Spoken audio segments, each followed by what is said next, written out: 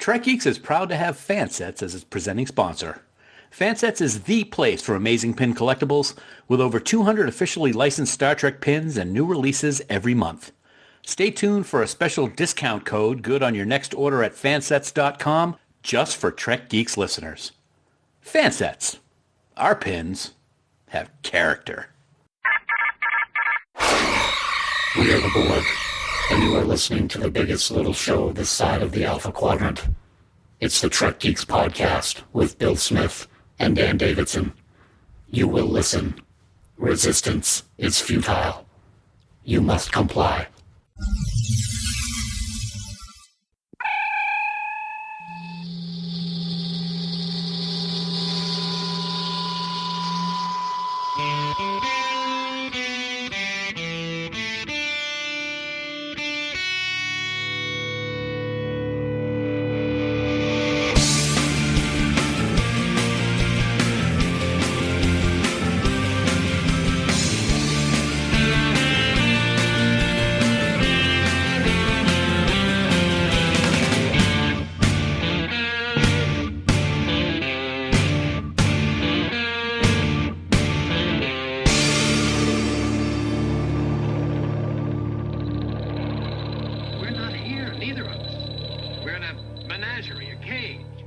From a gravimetric gradient somewhere in the Delta Quadrant.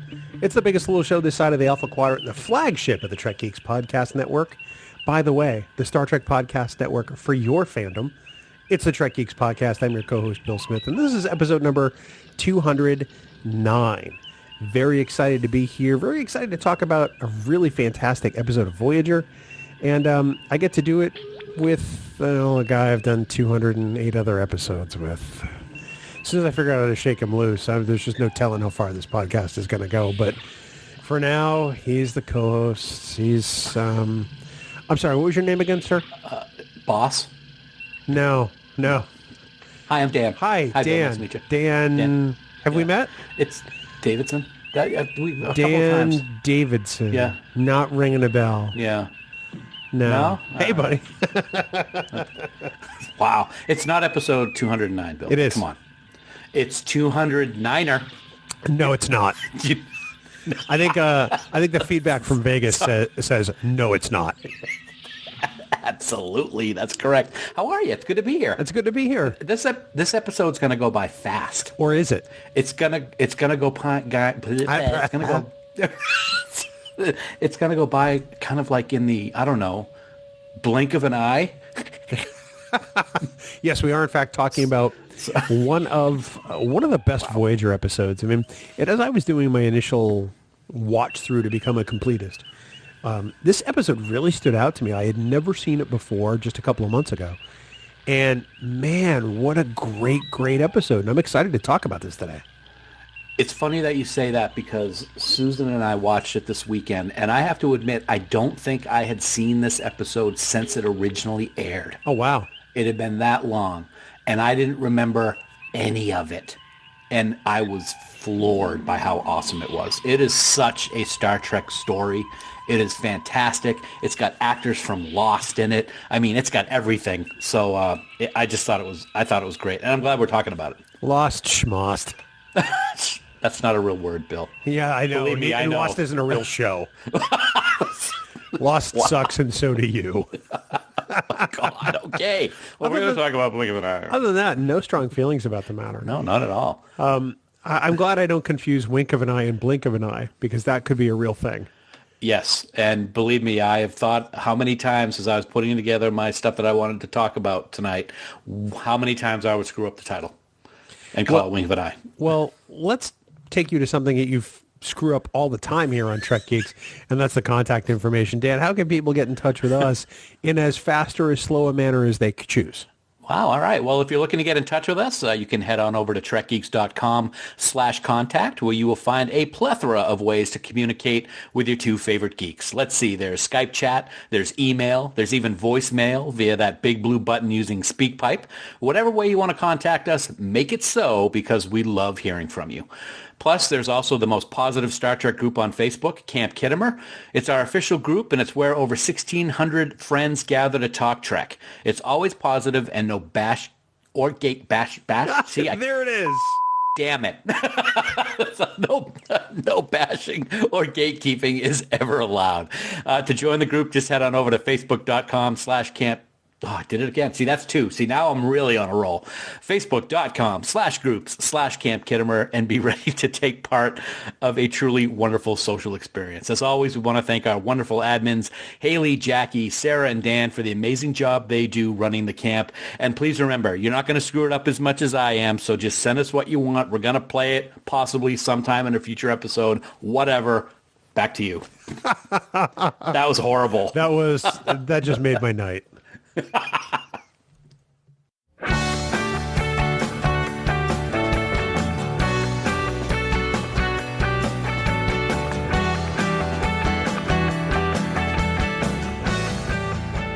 Dan, before we get to the news, we want to remind everybody that Trek Geeks Live, our very first foray into live stage stuff, occurs Sunday, April 26th at 8 p.m. at the Bank of New Hampshire stage in downtown Concord, New Hampshire. Tickets available at trekgeekslive.com or banknhstage.com. It's going to be a great night. You and I are going to talk about, well, why Star Trek matters. Get nervous. Really? Well, yeah. I don't know why. I'm sure I'll be fine as soon as it starts, but yeah, I'm starting to get a little nervous. Will I be prepared enough? Will I be ready? You'll be prepared. You're going to be in your zone. Nice. You just people. You're going to be blathering on at the mouth. People will get you to shut up. Wow. But no, first part we're going to talk a bit about why Star Trek is so socially relevant.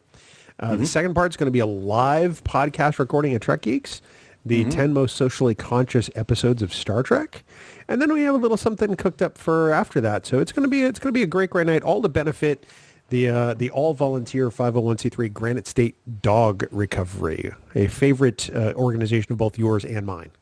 Absolutely. Anytime that you have an organization that will spend the time and the money to help reunite lost pets with their family, it's a great cause. It's something that we are both passionate about, and I can't wait. It's going to be a great time. I'm only half joking when I say I'm nervous. I think it's going to be great, and I am looking forward to it. And I'm also looking forward with seeing some old friends that we haven't seen in a long time, because a lot of people are going to be there. Amen to that. So if you know people in the New England area or even, Eastern New York who want to make the trip out to Concord, New Hampshire, tell them they're going to go to a great live podcast recording and help some wonderful people trying to reunite families and dogs. So that's trekgeekslive.com. Get your tickets today. Dan, it's time for the news from treknews.net.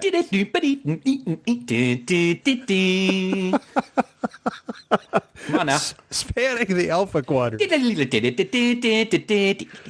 For all the news on all the Star Treks, yo. It's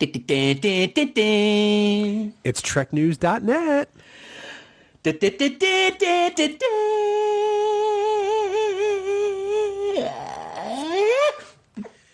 Did you just throw a Britney in there? Nope. It came close. No, Don't do it. Online at treknews.net. I got to recover from that. That was not expected. You think that after 208 episodes I'd be used to this, but I'm not. Is anything expected with me, Bill?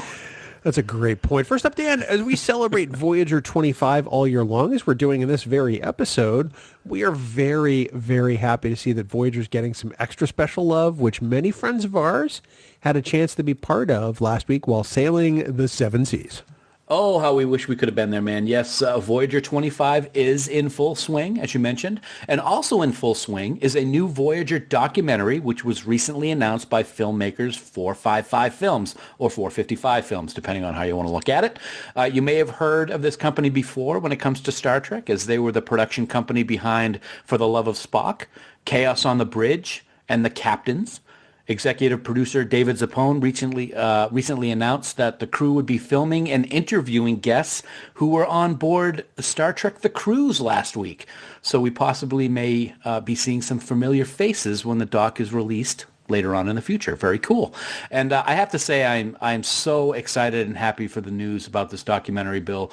The ones we've seen recently, including What We Left Behind, were truly remarkable, and Voyager deserves this recognition so much. Without question, it does. It is right up there in the pantheon of great Star Trek as all Star Trek is. And I am so glad that I finally got the chance to finish the series.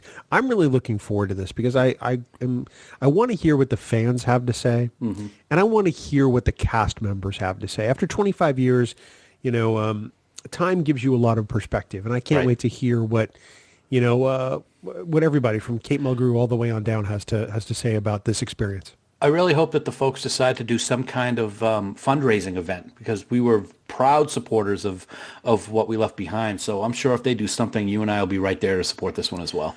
Absolutely. And here's hoping that they record even more at STLV. I think that would be fantastic if that fits their schedule. We don't know. So also, Dan, continuing in news, it's been a while since we mentioned Star Trek Timelines, but there's actually kind of an interesting story regarding that game and the developers of it over at Disruptor Beam. Yeah, this one was kind of a surprise. Tilting Point, which is a company that provides top mobile game developers with the marketing and publishing expertise needed to scale their live games for success, recently announced that it has actually acquired Star Trek Timelines from Disruptor Beam.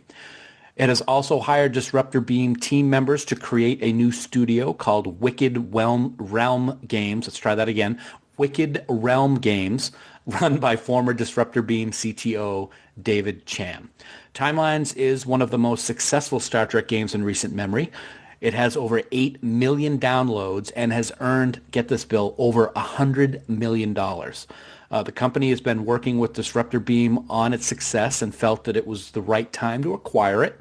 The good news is that with this acquisition, the number of staff working on the game will increase from 9 to 19. So with the change, Timelines is not going anywhere because it has many bold ideas to take the game to the next level, said the people in the article. So very cool.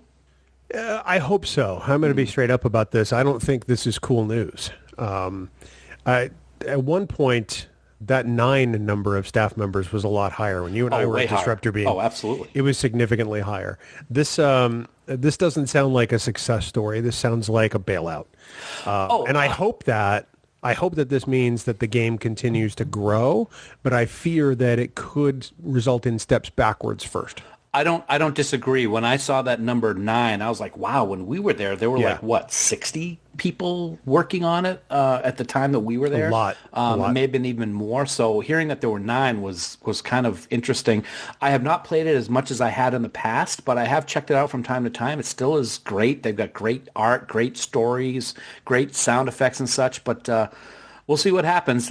You are right, though. Usually when a company is bought out by another company, sometimes that means bad things. But I'm going to be hopeful and hope that things continue for Timelines. I am, too. Also knowing that their Game of Thrones license no longer exists. I think that Timelines is really the only thing that Disruptor Beam has going on. I could be wrong. But it's probably the only major license it has left. Yeah. That probably is what the value of the company is at this point. And I think that Tilting Point is probably hoping to turn that into something more. I'm just glad that the people who were at Disruptor Beam are still going to be there. Obviously, I hate to see anybody lose their job, but here's hoping that, like I said, here's hoping this is better than a bailout and that there's some actual growth that comes from this. Fingers crossed. And finally, Dan, as an avid reader of Star Trek novels yourself, this latest story might have you a little concerned. Yeah, I will say that I am a little concerned right now. Nothing is definite, so we will see. It seems that the merger of Paramount and CBS could possibly affect the future of Star Trek novels. At a recent investors meeting, Viacom CBS CEO Bob Backrash stated that the company is looking to sell off Simon & Schuster, which is, of course, the publishing house behind hundreds of Star Trek titles. He stated, quote, Simon & Schuster is not a core asset. It's not video-based. It does not have significant connection for our broader business, end quote. Now, Simon & Schuster is estimated to be worth between $1 and $1.5 billion, and it's unclear what will happen to Star Trek novels should it be sold off. I know I have no insight as to what these plans are for the future with Simon & Schuster. But I wholeheartedly disagree with the assessment of what Mr. Backus said. Yep. The books are an integral part of the franchise to me, and doing anything that could jeopardize that additional outlet of Star Trek lore it's something that I think it'd be a huge mistake. A huge mistake. Again, my humble opinion. You know how much I love Star Trek novels. It's not official canon, but it doesn't matter. It's part of the Star Trek franchise and love and adventures, and I hope nothing happens to it. I can think of at least half a dozen cable channels that are owned by Viacom CBS that don't add anything to Viacom CBS. They could easily be shuttered, and I don't think people would miss them very much. Yeah. Simon & Schuster is one of the largest publishers out there. And you're right, there's hundreds of Star Trek titles tied into this. CBS owns entire divisions, pardon me, Viacom CBS owns tons of divisions that have nothing to do with video. Yeah. You would think that they would want to own a good chunk of publishing. It's worked pretty well for Warner with some of their various arms, but I guess time will tell. I can only hope that they stay away from this huge mistake, because I too think that's the same way. Wow, lots of real talk from Trek Geeks in the news this week. I know, right? And on top of screwing up the words, we still have really good opinions about it. Well, yeah, because we're awesome.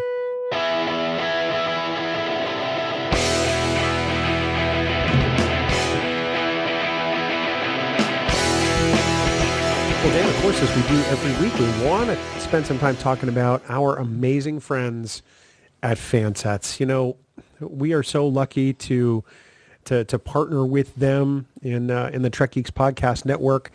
You know, plenty of podcasts have sponsors, and you know, we do too. We're just incredibly fortunate that they have become like family to us. Their line of pins and accessories truly is unparalleled over at fansets.com.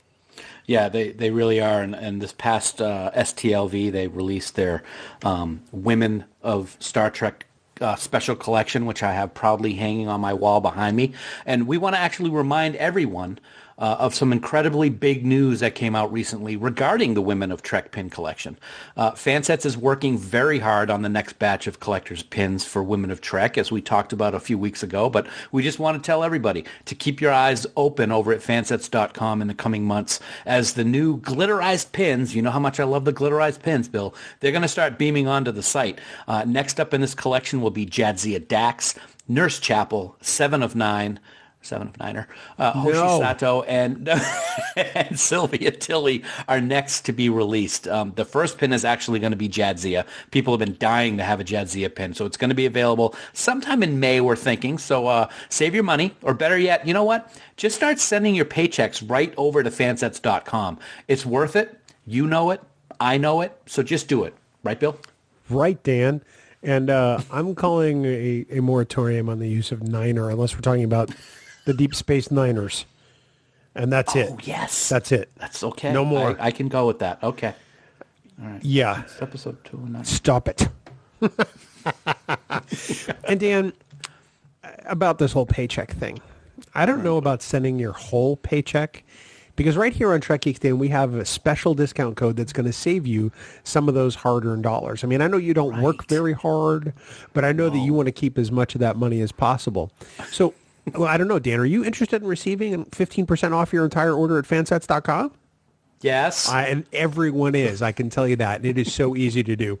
Head on over to fansets.com, put a whole bunch of stuff into your cart, pins, accessories, more accessories. Then at checkout, enter the exclusive discount code SKYSHIP. That's SKYSHIP in all capital letters with no spaces. That code's going to get you 15% off everything you get at fansets.com. Now, this bonus code is going to be available until Wednesday, March 18th, 2020 at midnight Eastern Daylight Time. Fansets. Our pins have character. And we thank our friends at Fansets for being the presenting sponsor of Trek Geeks. Well, Dan, here we are. We're going to talk about a fantastic episode of Star Trek Voyager as we continue our celebration of Voyager 25 all year long. And of course, I'm talking about Blink of an Eye, a fantastic high-concept science fiction episode that just also happens to be Trek. You can, go crazy thinking about how it is from one perspective over the other in this episode, and how time is so different whether you're on the Voyager or whether you're on the planet. It's amazing. I got to give so much credit to the writing staff who thought this up. Now, of course, we talked about it in our outtake a little bit. You have Wink of an Eye from the original series, which kind of has a similar group of people that move too fast for the crew of the Enterprise to see, but this one takes it to such a different level, and the story is such true Star Trek. I love how you see things from the old Stone Age, so to speak, all the way up through the futuristic launching of satellites and starships or spacecraft of their own at the end of the episode.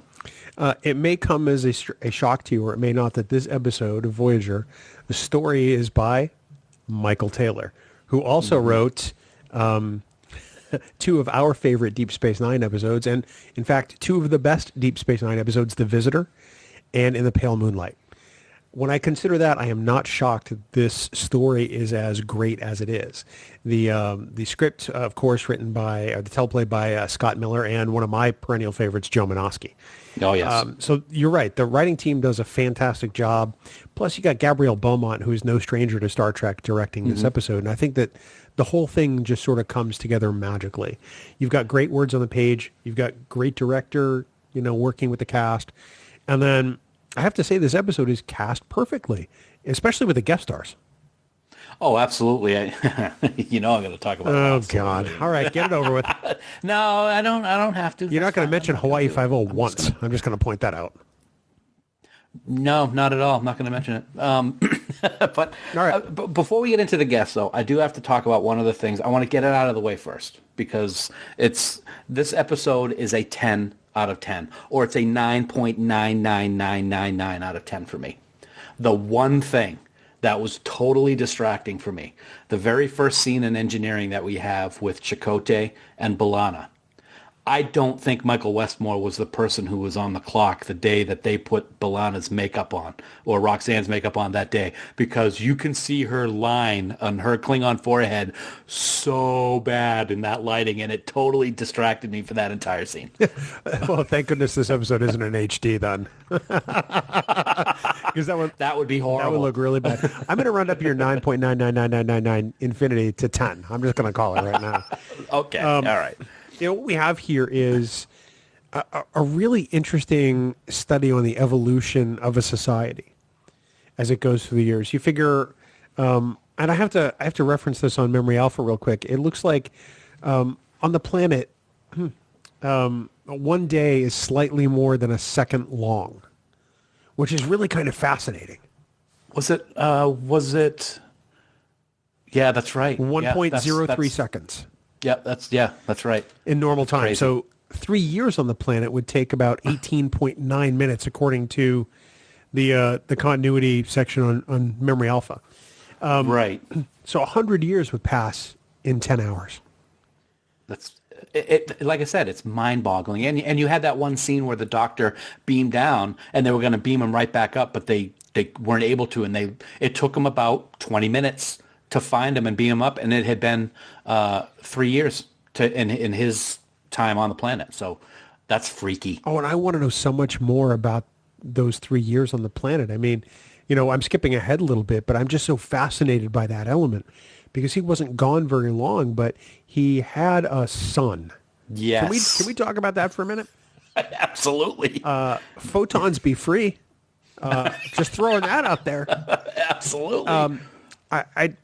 Now, of course, it could be adopted, foster, whatever. Mm-hmm. But he was there long enough to build relationships, and to experience more of his own humanity. And I feel like after this episode, that kind of gets brushed aside, and we never talk about it again.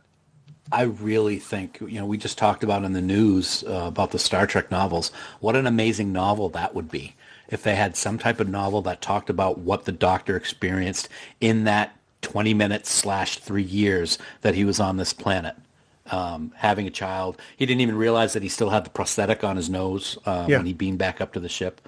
Yeah, that would be a hell of a story, I think. I think that would be amazing, because it would start from him beaming out of the transporter room.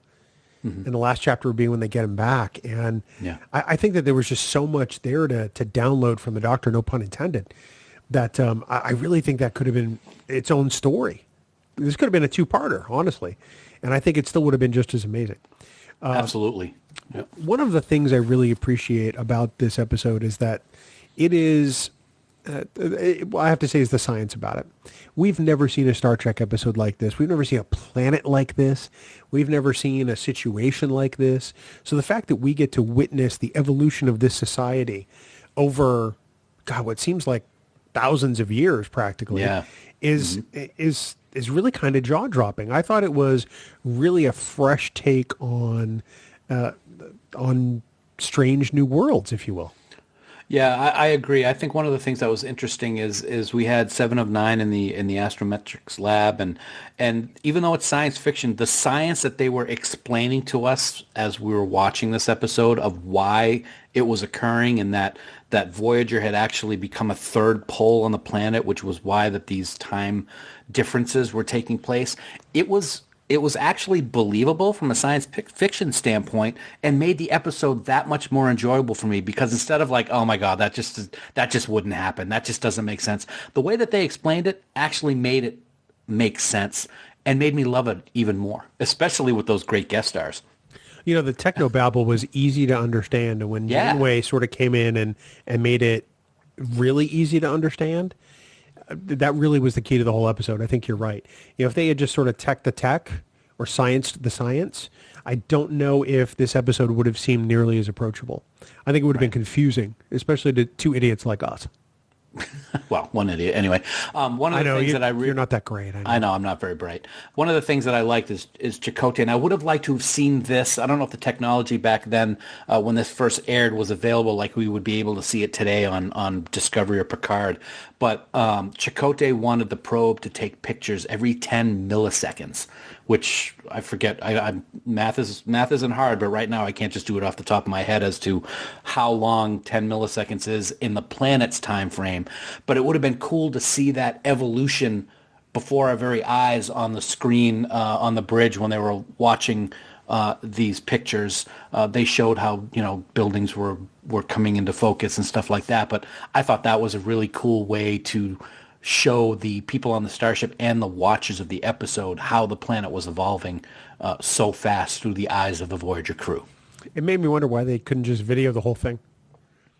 Instead of just a picture every 10 milliseconds, why not just send it to live video? Have the coolest time-lapse video ever. Right. Maybe that's where Apple gets it. We'll get it. See, it's all futuristic. I don't know what to do with you right now. I really don't. I also appreciate a lot of the little details in this episode. So in the observatory, the guys who look like they're using a 1930s telescope, for God's sake. Mm-hmm. One of the things that they incorporate into the set were handles to hold on to for when the ground shaker Voyager shook the ground. Mm-hmm. I thought that there were very interesting additions to the set along those lines that fit. When I saw that, I started smiling from ear to ear. It's like, yeah, they look like they're using an old-timey radio, but here they are looking at a telescope, trying to see the skyship, and the ground starts shaking. What do? They grab onto the handles. You know what that reminded me of? When you just talked about when they talked when the guy handed the other guy the microphone. Yeah. It reminded me exactly of the microphone that Spock picks up in Piece of the Action. Bang Bang, brought to you by that. It looked exactly like that, and I gotta wonder if maybe it was the same type of prop and they did it on purpose. But just those little things, radio waves and stuff like that, and how it was and how they had to slow it down so many times in order to hear exactly what they were saying back on Voyager. Just brilliance, I say. One of the things that gets me about this episode.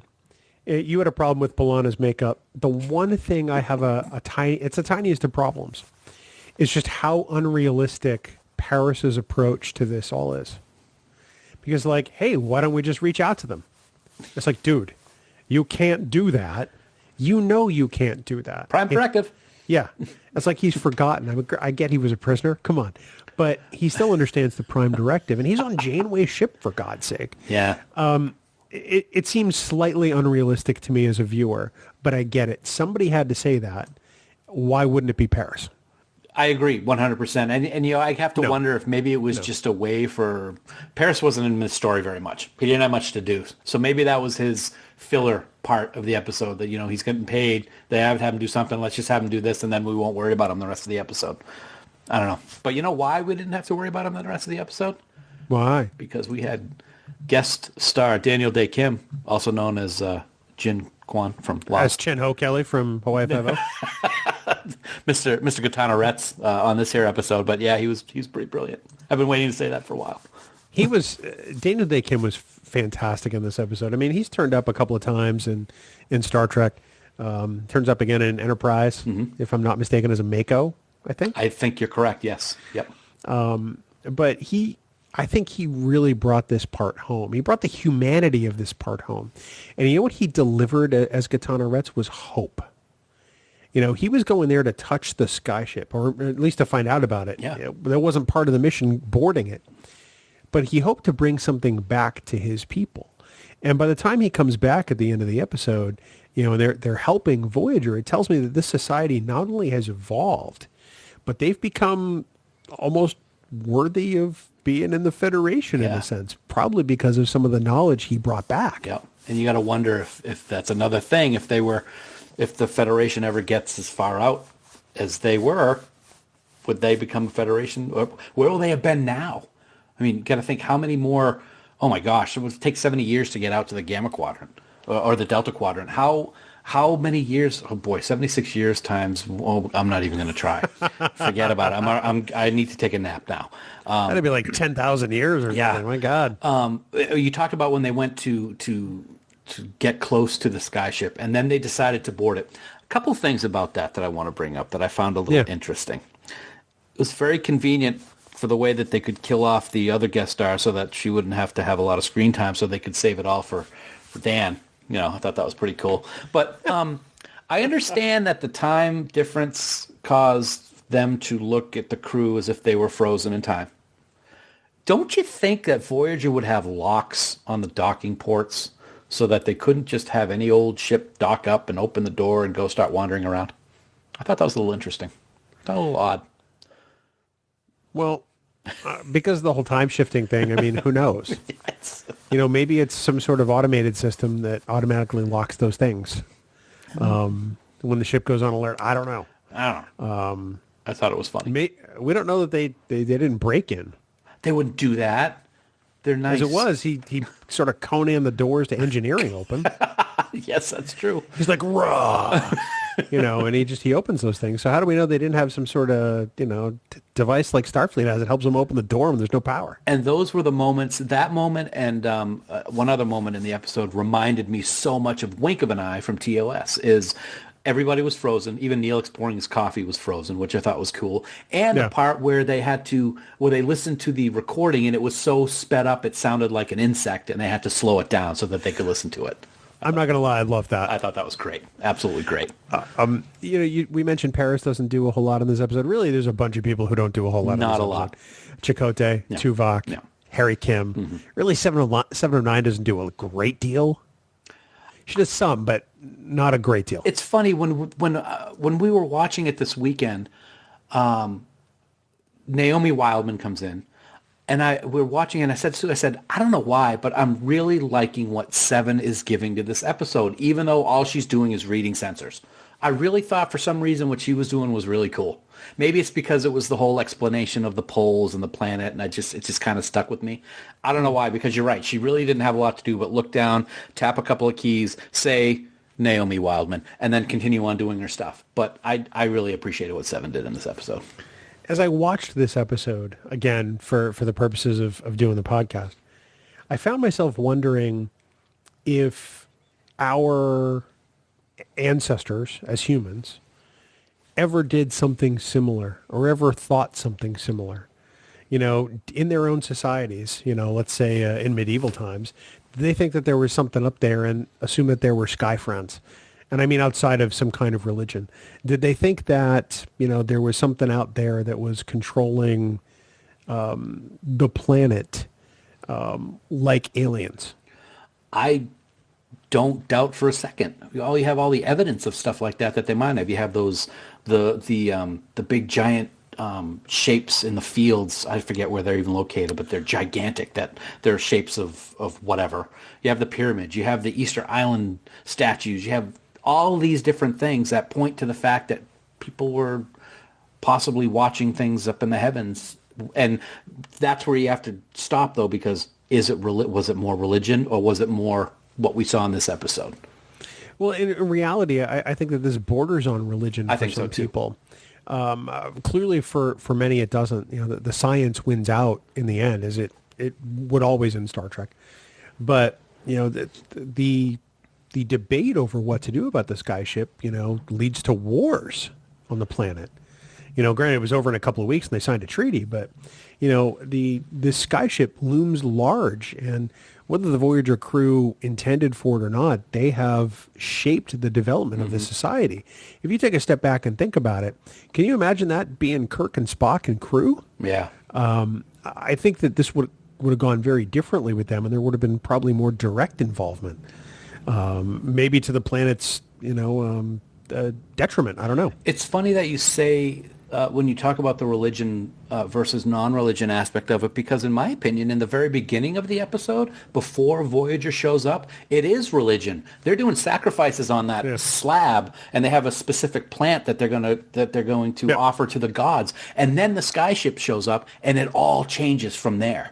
The next time you see him, they've evolved, and the guy who's like the leader is using a hot air balloon to bring a message up to the skyship. So it's clearly gone from religion to more of a science, and I think that's an interesting development in this episode, sort of along the lines of what our own humanity has been like.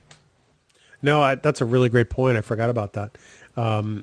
It fascinates me how well developed that culture was, even in the early stages. I don't know how else to refer to it because I don't know what their time periods were, but there aren't any grunts or broken caveman stereotype. Right. They're very well spoken and well developed, even at that phase, which really kind of blows my mind. Yeah.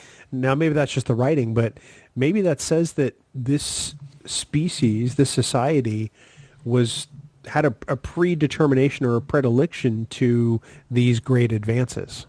That's what this episode made me think about. I totally agree. One of the things that I liked, which kind of goes along the same way, to your point, it kind of relates to it, is at the beginning of the episode, you had this one location with that rock, I don't know, altar, I guess you could call it. Yeah. Every time we saw the development or how far along that planet had become, it was the same spot, and that was always part of the set. The stuff evolved around it, but you always had that same location with that same altar, not an altar anymore, just that slab of stones. But I like how they kept that in focus throughout the episode. I thought it was really cool, especially at the end when Daniel Day Kim is an old man. He's sitting at the same spot watching Voyager when it leaves. I just thought that was very poignant. I wish that his character had even more screen time. That's why I wish this was almost a two-part episode. Yeah. Because I feel like that they could have very easily mined even more from this that was just so great. But one of the things I really like is the scene where Rhett and Janeway are talking, and they're talking about the child's prayer to Voyager. Mm-hmm. As he sort of sings it or whatever, and Janeway says hopes that he's not disappointed in discovering that Voyager is just a ship. Yeah. And he has a line that just kind of makes me stop and take a step back. He's like, well, how often does your very first dream come true? Right. And I really had to stop and think about that, because as I think of, the dreams I had as a kid, or, my very first dream, which I'm sure was space related, I'm thinking to myself, wow, he actually gets to realize that. He gets to touch that part of his life, of his childhood, of the things he aspired to, mm-hmm. and know that everything he worked for was worth it. Yeah. And how many people get that? Yeah. I mean, in the real world. I mean, obviously in stories, people get it all the time, but how many people actually get that? Not many at all. No, not at all. I thought it was very unique, the things that he got to experience. And we've seen things kind of like it in episodes of TNG, when you had the people that were cryogenically frozen and woken up 300 years. They have that, they're in a new time.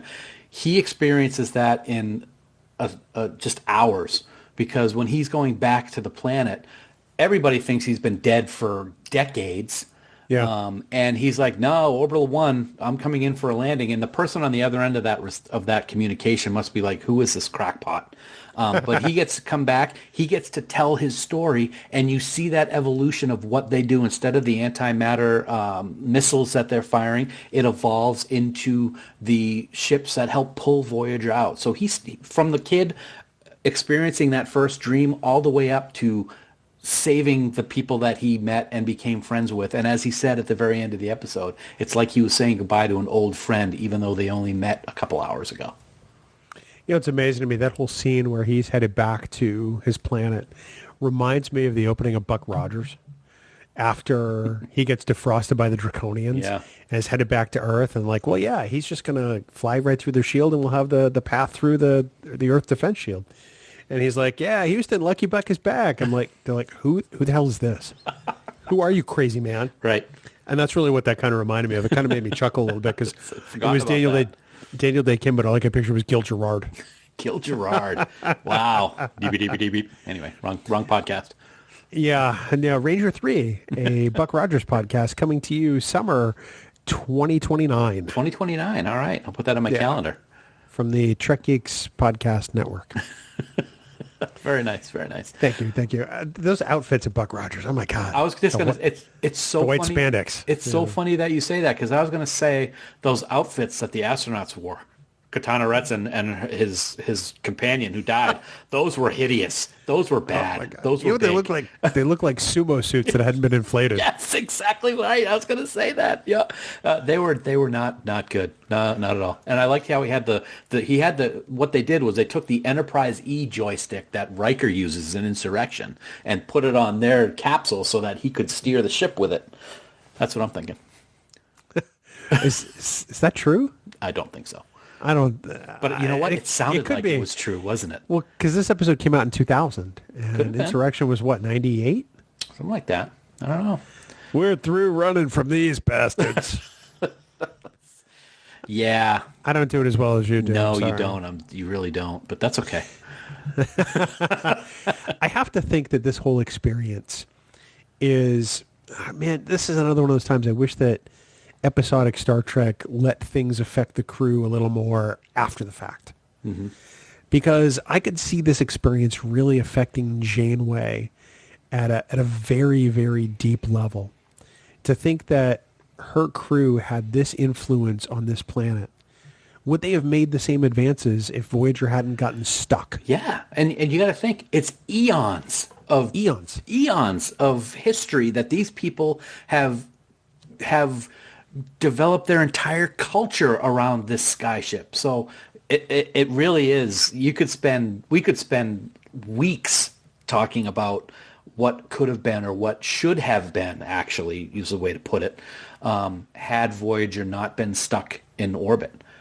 And the one other question I have is, if it was just a bright light in the sky and didn't cause the ground quakes or the ground shakes, would anybody have cared on the planet? Probably not. Yeah. They might have thought it was just another planet. Yeah. Until they developed their own, and technology. How did they determine that the skyship was causing the ground quakes? Did they ever explain that their scientists figured that out, or was it just something that they guessed? I honestly don't know. I know Voyager knew, but I don't know how they knew.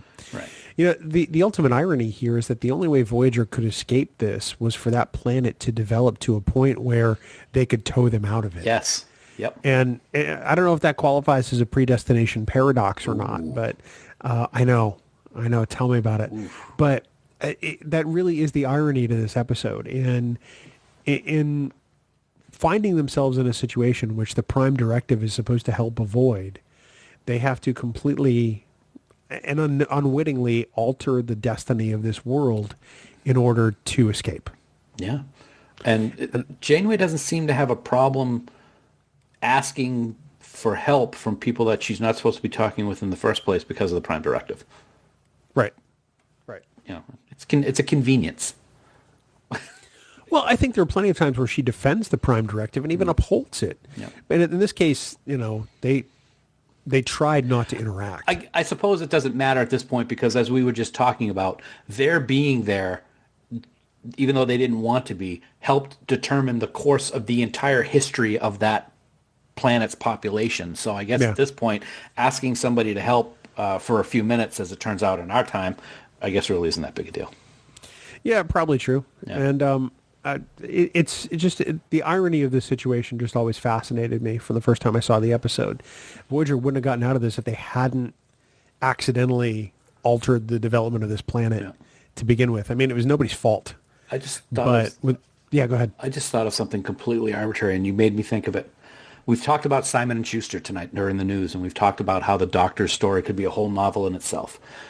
I know that there have been novels that have come out over the last few years, the autobiography of James Kirk, the autobiography of Jean-Luc Picard, the autobiography of Spock is coming out sometime. It's been delayed like 6 times.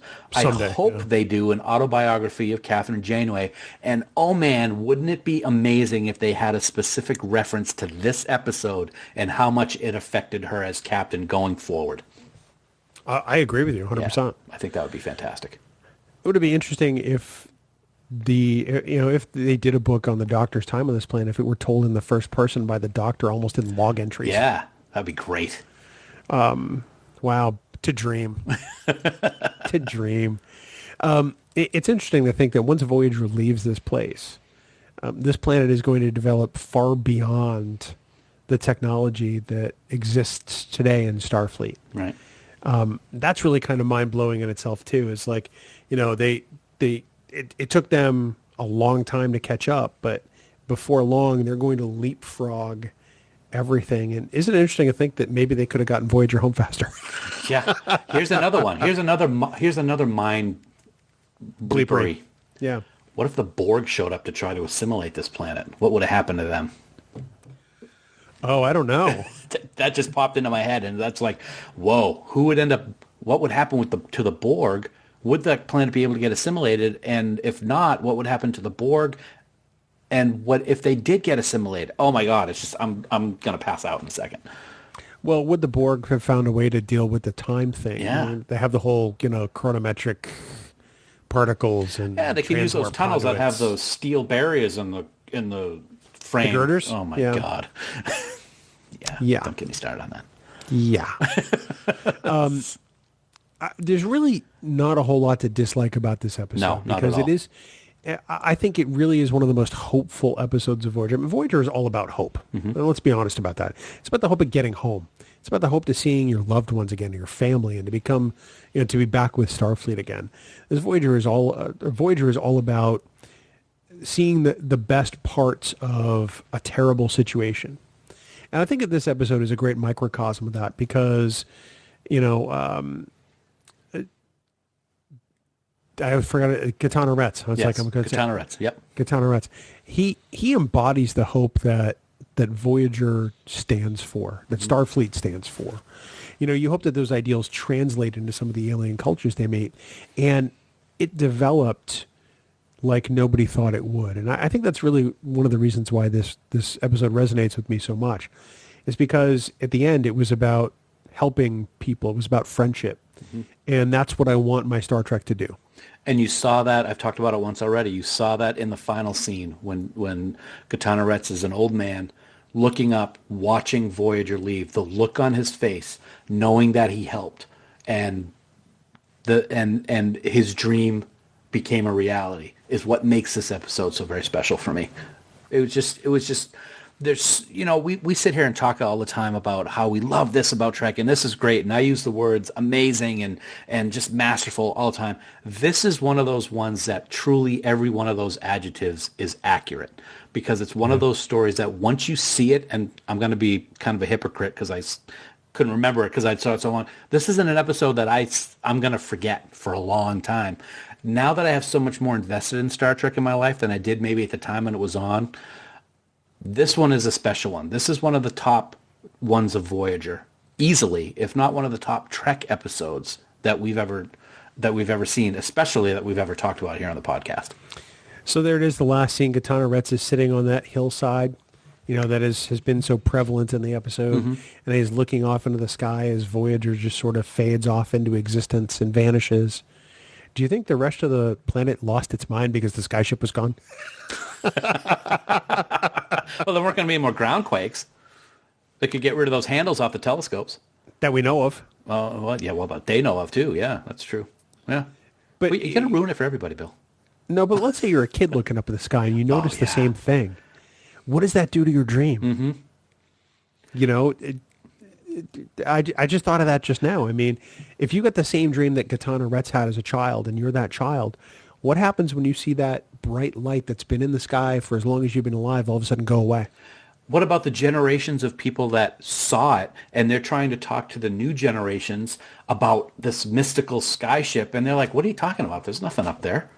You're all full of garbage. I mean, you got to wonder if that's how some people are going to think. If I can't see it, it didn't happen type of attitude. Right. I think the one that you describe is more affecting that, okay, I've had this here my whole life. Now it's gone. Now what? Yeah. Yeah. I found that this episode caused me to ask some really interesting questions that some Star Trek episodes just don't pose. Mm-hmm.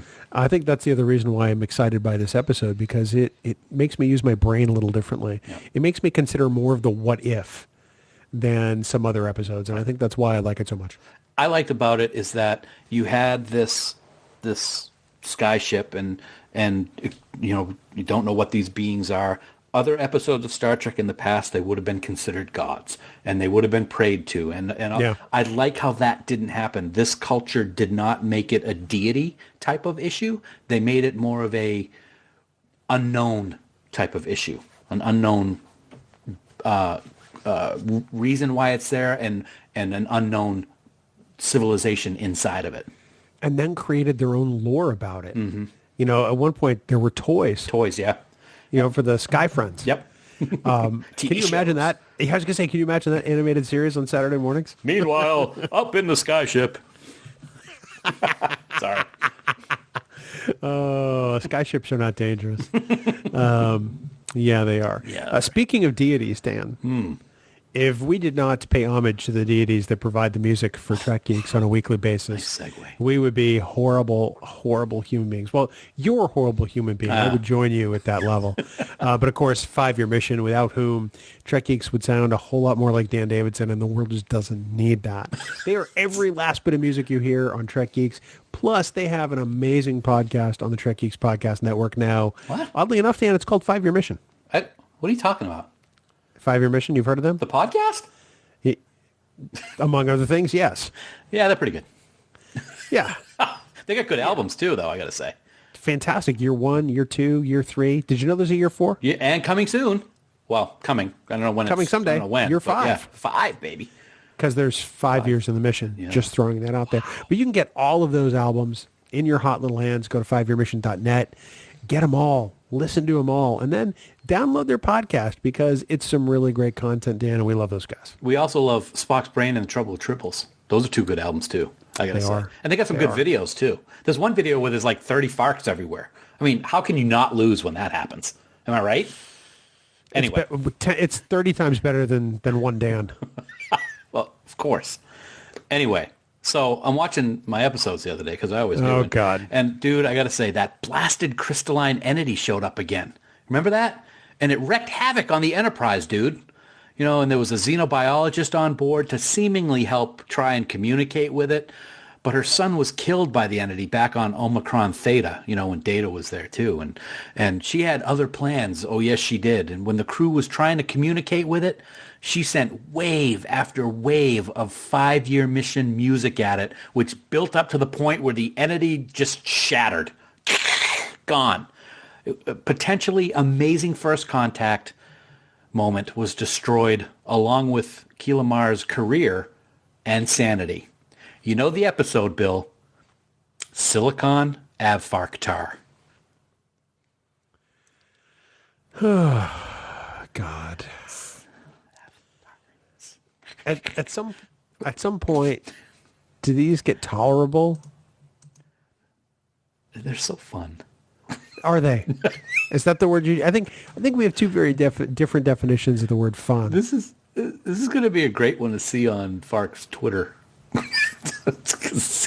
You know, Yes, anyway, Silicon Avatar.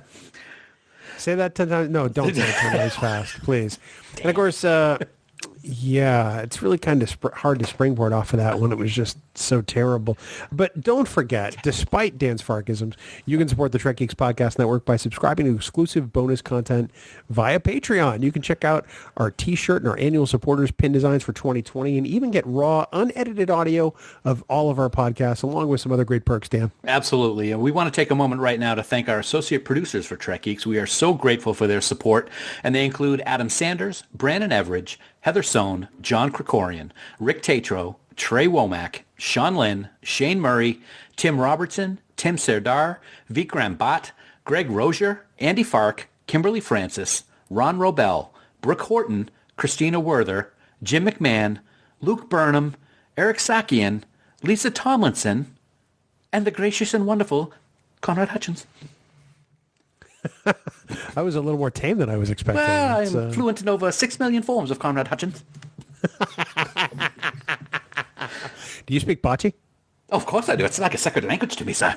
I couldn't pass that up. I'm sorry. I'm sorry. Wow. We also want to thank our Trek Geeks producers for their support. They are Ken Tripp, Casey Shasky, Charlie Mulvey, Chris Trabuzio, Craig Ewing, Eric Extreme, Jackie and Chris Hackney, Leonel Marchand, Matt McGonigal, Mike Bovia, Patrick Escudero, Sean O'Halloran, Peter Craig, Ben Russett, Ken Bird, Jamie Rogers, David Hood, Rachel Delaney, and the lovely and talented Jess Vashon. You too can become a producer on the Trek Geeks Podcast Network. Head on over to patreon.com/Trek Geeks today for all the details. Well, Dan, this week we had one of Voyager's best. So next week, let's balance it out and take a look at one of its worst, in my opinion. You know what? I think a lot of people share that opinion with you, my friend. But if memory serves, I actually gave this one a see it when we discussed season 2 of Voyager. Yes, I think you were drunk. I must have been, yes. The 25th anniversary celebration of Voyager continues next week as we discuss breaking the Warp 10 barrier, Paris losing his tongue, and Paris and Janeway making lizard babies. Yes, it is finally here. Next week, I'm weeping. What next week? Next week, we're going to deep dive into the highly scalable episode Threshold on Trek Geeks, flagship podcast of the Trek Geeks Network. Yeah, this is going to kick off an occasional series we are going to do called Embracing the Suck. It's all about finding the things to enjoy about episodes of Star Trek that may not be as universally loved. It's Star Trek. We're going to watch it all, but even in the worst of times, there's still something to take out of it. And I think that's what we're going to do with Threshold next week. I say it's so easy to say. It's going to be great. But I don't know if we're actually going to be able to do it. We'll see. Time will tell. Of course, for more great Star Trek discussion, please check out the other podcasts on the Trek Geeks Podcast Network. There's Discovering Trek, which is pretty okay. There's Politreks. There's 5-Year Mission, the podcast. There's Rewind. There's Picard Live. There's on YouTube over there's Trek Geeks Game Night and also Picard Live. You got Picard Live in 2 places, plus more shows coming later in 2020. And of course, for all the news on all the Star Treks, please visit our great friends at treknews.net. For now, this has been episode number 209 of the Trek Geeks Podcast. We do hope you all live long and prosper. Tell them to clear Central Lake of all traffic, Bill. Coconut 1 is coming in for a landing. Coconut 1. So what does that look like as a ship? I mean, is it have wings or is it just a big coconut that flies through space? Just hit the stop button before I come over there and punch you. I will gladly do anything to get your voice to stop. Music for Trek Geeks is provided by 5-Year Mission. They are writing one song for each episode of the original series. Download their music at 5yearmission.net. Trek Geeks, a Star Trek podcast, is a production of Coconut Media Works, executive producer Bill Smith. For even more Star Trek discussion, check out Discovering Trek, a Star Trek Discovery companion, available on Apple Podcasts, Spotify, and discoveringtrek.com.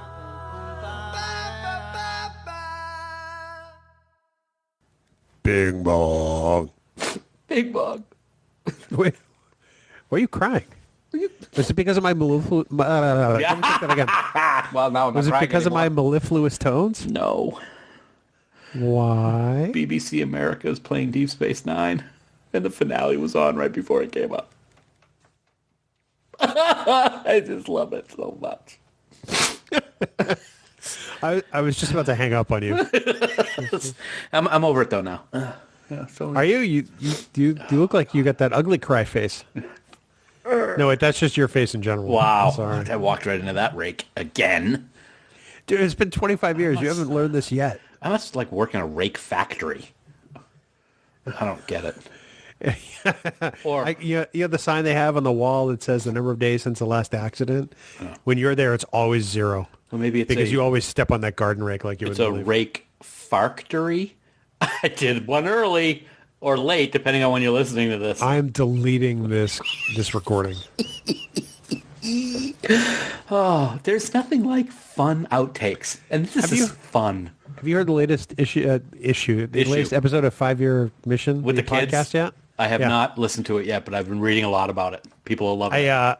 I started it today, and I made the joke earlier in the week that I'm glad that 5-Year Mission has guests that actually make sense. Or at least people on the microphone who make sense. Yeah. And I'm thinking to myself, they make more sense than we do. Oh, that's not... This bottle cap I have at my desk makes more sense than we do. Speak for yourself. I'm speaking for both of us. We're team members. Now when it comes to that bottle cap, we're not. No, I'm telling you what, right now, you and me were like 2 peas in a pod. Two I'm not getting it. swings on a set. What? I have no idea. 2 swings on a set? Swing set. Oh, no, I understood. It was just terrible. That was very bad. Yeah, this stuff just pops into my head like, bleh, and I just have to say it. Bleh. Yeah, no, I've noticed, believe me. Doesn't take a genius to figure this out. I get that from my dad. Because Dad will just say stuff to make, and it sounds like he knows exactly what he's talking about.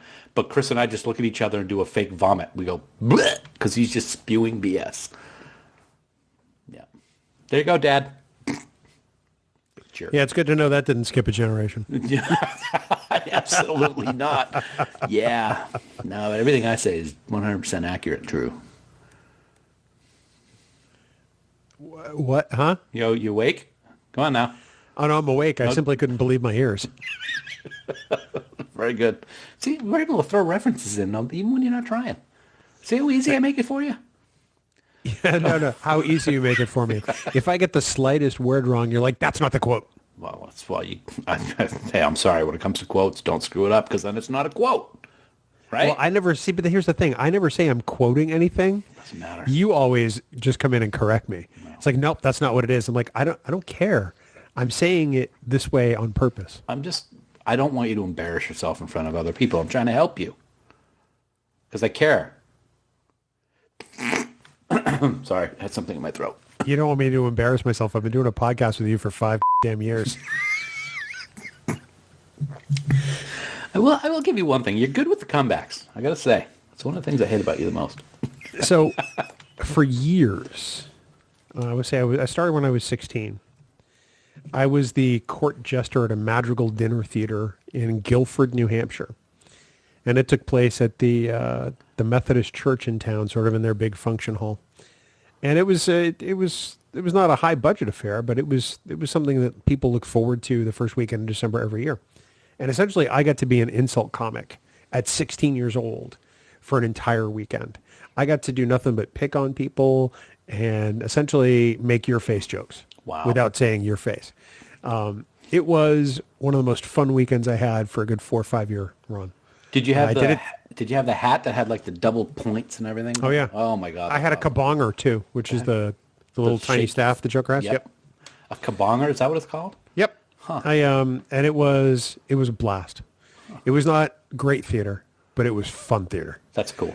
But yeah, that's yeah, I had to be quick or I wasn't going to be adjusted. You were like the Don Rickles of Guilford, New Hampshire. You know, it's kind of alarming at 16 that that's the skill I had, but it's translated so well into Trek Geeks. I remember when Mr. Rickles showed up at our place of employment all those years ago. Oh my God. We were on the phone with customers and he's sitting there like insulting us. Not only us, but customers. Yes. He took the phone out of one rep's hand and said, "Your money's all gone, you hockey puck." And apparently that customer was not happy. That's because he's... You call an investment firm, the last thing you want to do is have some jerk yell into the phone, your money's all gone. Yeah. And get called a hog. That probably happened a lot this past week, but I'm not going to. Yeah. I have not looked at my 401k. I'm not going to. No. Because I'm going to cry. Mm-hmm. I'm looking at you and crying, so I guess we're even. Yeah, no, you're crying because you watched Deep Space Nine. You loser. That is true. I did watch Deep Space Nine. I can't even say it. Deep Space Nine. Miles found the thing on the floor. Oh my god! Oh my god! It was so beautiful. It's the music. You know what you could do? You could black out the screen and just play that scene's music, and that's exactly what I'll be doing. Yep. I won't look as dumb. Awesome. I'm sorry, I'm having a moment. That's pretty much what I was. That's pretty much yeah. That just means I love it. That's all. Anyway. Yeah, it's snot bubbles and all. It was beautiful. They were great big ones. Yeah, it's like I had eaten a 6-pack of bubble yum. Or Big League Chew. I would say Big League Chew. Yeah. Hey, wow, I really don't have anything to follow that up with. I'm done as well, actually. No, thank you. Good night. Thank you, Cleveland. I don't know if we have anybody listening from Cleveland, but well, Cleveland rocks. Oh. No, you ever been to Cleveland? Nope. I am here to tell you, it does not rock. That was Shatner-esque in every way. It doesn't rock then. All right. Well, it's got the Rock and Roll Hall of Fame, so it's kind of weird. It doesn't rock. Yeah. Every now and then a blind squirrel gets a nut. All right. Okay. You ready to do this there? What that means? Drew Carey? Yeah. Do I look like Drew Carey? Also from Cleveland. I'm just throwing out references. Well, I was thinking so since the show. What is it? Did you want me to say Cincinnati? I forget what show he was on. No, he was on the Drew Carey show. Sorry. I could have called you the Cleveland Browns. Oh boy, that's okay. insulting. So just count your lucky stars. All right, I will. All right, here we go.